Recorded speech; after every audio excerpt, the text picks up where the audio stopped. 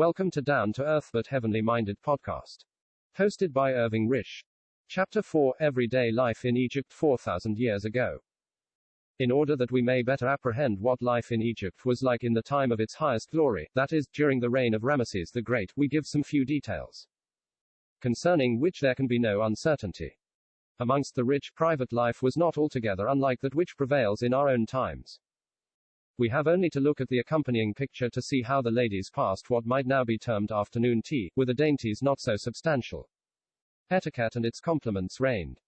The maidservants, slaves, of course, waited on the guests, and saw that all fared well, and very good fare did the company enjoy, though, if the artists are to be believed, they sometimes drank more wine than was good for them. The ladies passed their pleasant compliments on each other, were charmed, or said they were, with their friends' jewels, and they chatted together pleasantly, and in elegant manner smelt their sweet lotus nosegays. The Clumsy Young Man, see note, is not a novel production, for he figures upon a monument in Thebes, older than the time of Moses, oversetting an ornament upon a fancy table, and causing the young ladies to make sly jokes at his expense. Note. The Ancient Egyptians, Wilkinson, Volume 2, pages 20 and 21. End of note. The country gentleman appears before us with his pronounced taste in dogs, of which there were many varieties. They are to be seen to the life upon the monuments, long-legged and long-backed, pets and hounds. See note. The eye of those old Egyptian gentlemen for fine and well-bred cattle is proverbial, and very careful inventories of their stock did they keep, so that, some 3,000 to 4,000 years after their time, we know all about the numbers on their farms, whilst the old pictures present to us the finer points of the animals admirably. Note. Ibid. Volume 2, page 99. End of note. The sportsman figures frequently on the tombs, those marvelous picture galleries of past life. Here is a gentleman with his throw stick. He has craftily pushed in his light papyrus boat amongst the rushes, and has risen up in the cover to the surprise of the various birds. He is having good sport, different sorts of duck have fallen to his hand, and his cat is retrieving for him.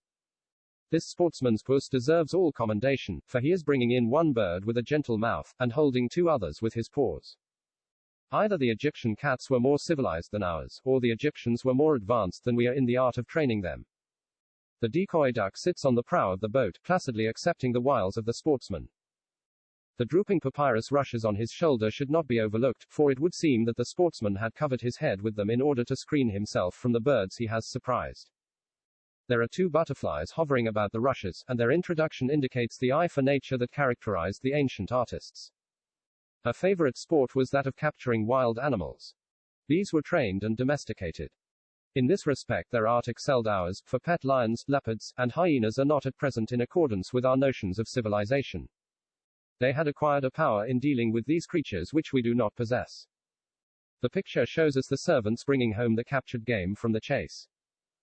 The builder in those days used tools of the finest and most scientific kind, such have been dug up from their long burial of ages, and are in our hands. And who in our days is he that can square huge stones of the hardest granite, stones 12 and 20 feet long, and face them so precisely that each surface shall not be at the thickness of a visiting card? Or, who is he of modern builders who can show a wall of monster stones, all so truly laid that the long joint of a furlong's length shall not be out from end to end more than the breadth of a straw? See note. In their style those old builders and architects are without rivals. Note. 10 Years Digging in Egypt, W. M. Flinders Petrie, page 20. End of note. But more astonishing still is the work of the sculptors, for, seizing upon a mountainside, they would carve out of its living rock the portraits and the forms of kings, not life-size, but more than 10 times life-size, figures in which each toe is as big as a man's body, and in which the dimple around the mouth is as large as a great dish. Yet when the work was finished, the very man sat before the spectator, a lifelike likeness, refined and grand. And some declare that these sculptors did not even sketch out their work, but carved it right off out of the rock, a feat most marvelous, as artists know. See note. Note. La Sculpture Égyptienne, Émile Soldi. See 1,000 Miles Up the Nile, page 423. End of note. Harps, trumpets, pipes, and various instruments, accompanied by song, helped to soften and to soothe the spirits of the ancient Egyptians, and charmed as music does now. Games were played very much as they are played today. Ramesses III is represented within his palace home, playing draughts with one of the ladies of his court, and in royal style patting another under the chin. Possibly these ladies may be his daughters. One brings the king some flowers, another brings him fruit. See note. Note. The monuments of Upper Egypt, Mariette, page 204. End of note. That most marvelous instrument of 100 games, the ball, was in request then as now. Here are some girls tossing and catching 3 balls each. Dances were entered into with no small zest, and had their choice and dainty steps. The physicians of those old days were paid by the government, and there were then even more specialty doctors than now. See note. Indeed, medical science in this respect seems progressing towards the ideas of bygone ages, and towards the wisdom of the Egyptians. Note. Rawlinson's Herodotus, Volume 2, page 137. End of note. The lawyer drew wills, the surveyor measured the land, while the scribe's hand was in everything. See note. Note. The Ancient Egyptians, Wilkinson, Volume 2, page 449. End of note. Perhaps the most touching memorial of those old days are the toys. Dolls and cherished figures of boats and animals were handled by the little ones, as children love now to do. Cherished they were, for these playthings have been dug up out of tiny tombs, where they were laid together with the little ones, who had handled them. It is well to picture to ourselves Egypt in the time of the Exodus. We are almost apt to regard these ancient people as barbarians, and to forget that they were highly refined and cultivated. A very remarkable feature of Egypt is the many things of daily life which remain to this day even as they existed thousands of years gone by. As we might expect, the resemblance of present to past is found largely in country districts. The country does not change so rapidly as the towns, and in an eastern land the climate also seems to be very much the same now as it was generations ago. In the country, therefore, we need not be surprised to find in present use the selfsame pattern of plough as we find painted upon the ancient monuments.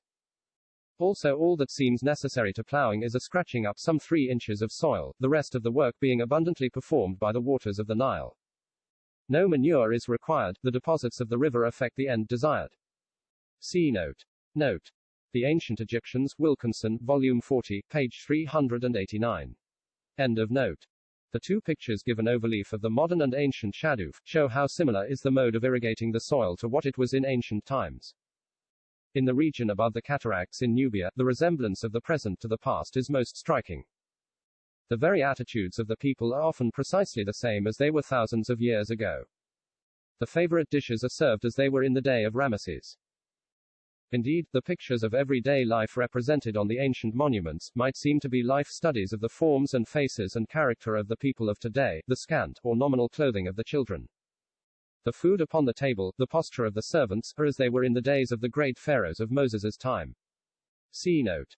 Sheltered from modern civilization by the barrier of the cataracts, and hemmed in by barren mountains, life in Nubia goes on very much in the same way that it did 4,000 years ago. Note. 1,000 miles up the Nile, page 11. End of note.